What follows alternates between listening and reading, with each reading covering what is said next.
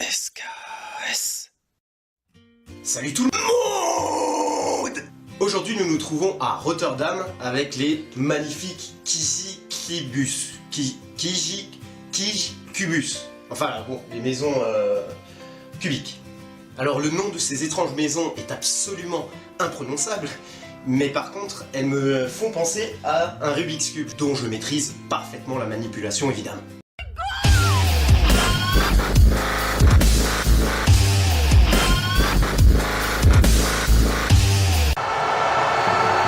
Vous vous demandez certainement, mais comment diantre Mathieu a-t-il pu arriver ici? Petit résumé pour ceux qui nous rejoignent. J1, Mathieu prend un train Mulhouse-Bruxelles. J2, il se pomme complètement dans la périphérie de la capitale belge. J3, il se réveille dans sa tente, planté au milieu du jardin de ses bienfaiteurs wallons. Je parle du mec qui taillait ses arbustes. J'organise des sessions de rattrapage le mercredi et le vendredi. Il se réveille indolemment et directement au saut du lit se fait la réflexion suivante. Ça va quand même être comme ça pendant les 1000 prochains jours. 1000 prochains jours 1000 prochains jours 1000 prochains jours 1000 jours c'est pas rien.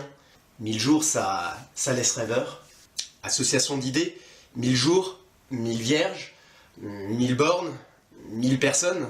On peut tromper 1000 fois une personne, mais on ne peut pas tromper... Si. Ainsi ce matin-là, Mathieu désire rejoindre Anvers. Anvers est contre tous. T'avais dit que tu ne la faisais pas, celle-là. Ok, Mathieu souhaite rejoindre Anvers, coûte que coûte. Alors première tentative de stop, plutôt encourageant, puisqu'en à peine 10 minutes, le bougre se fait embarquer dans un break Skoda. Anvers, c'était une nuit en camping, une bouteille de Glen Turner, une boîte de ragoût toutou, rien de folichon. Attends, tu peux nous la refaire, une boîte de ragoût toutou? J'ai bien dit ragoût toutou. J'ai simplement envie de poser la question, mais pourquoi? C'était un rite de passage, un peu comme la boule à zéro. Enfin, de toute manière, tout est expliqué à la page 36 de mon livre, que je vous encourage grandement à acheter, et dont je rappelle évidemment le titre, Mathieu ou les dessous d'un tour du monde. C'est bon, je peux reprendre le fil là? Alors Mathieu quitte Anvers et se donne comme objectif de la journée de rejoindre Rotterdam. Vu qu'il fait beau, il choisit le stop et la fréquentation n'est pas au rendez-vous.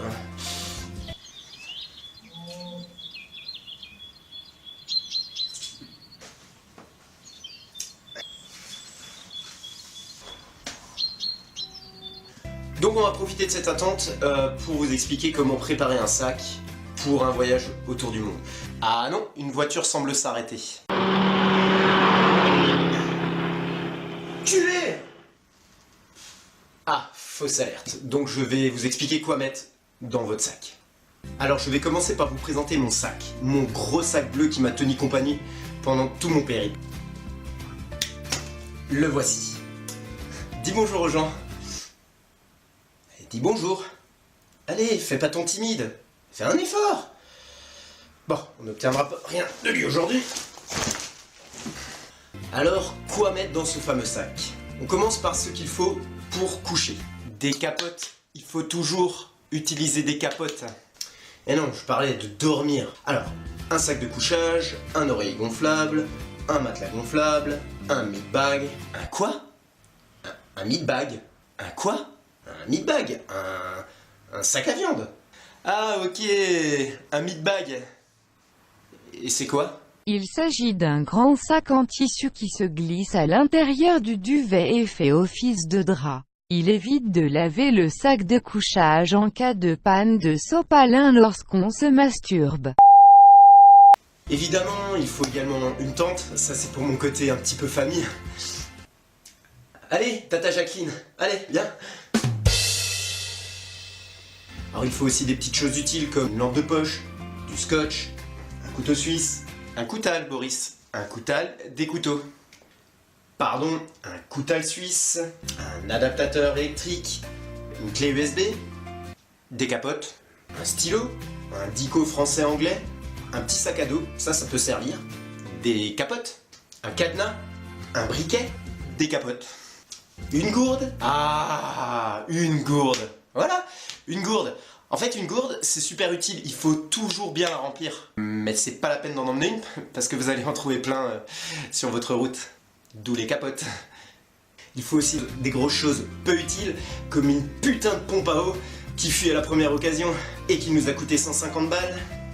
Ou un splendide réchaud à gaz qui ne fonctionne que les jours pairs, et encore s'il n'y a pas de vent. À moins que c'était les jours impairs. Enfin, peu importe.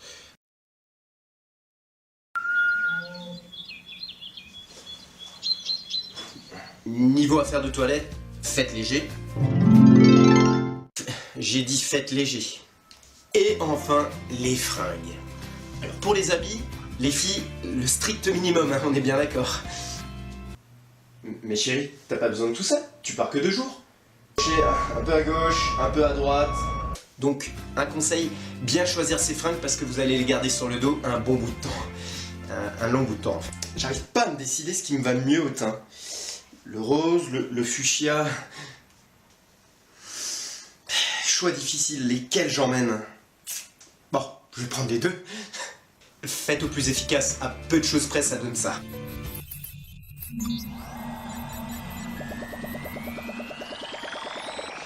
Putain le mec, on voit qu'il y a des gros moyens techniques là, hein.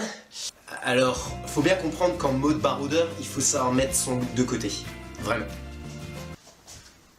Salut. Hein?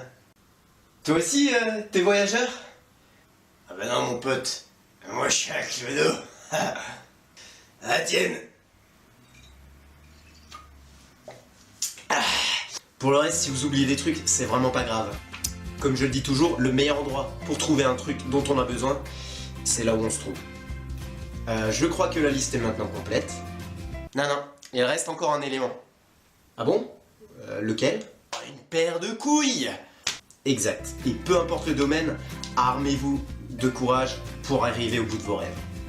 Dans ma prochaine vidéo, Vidéal, retrouvez Mathieu à Amsterdam, le pays du fion. À bientôt!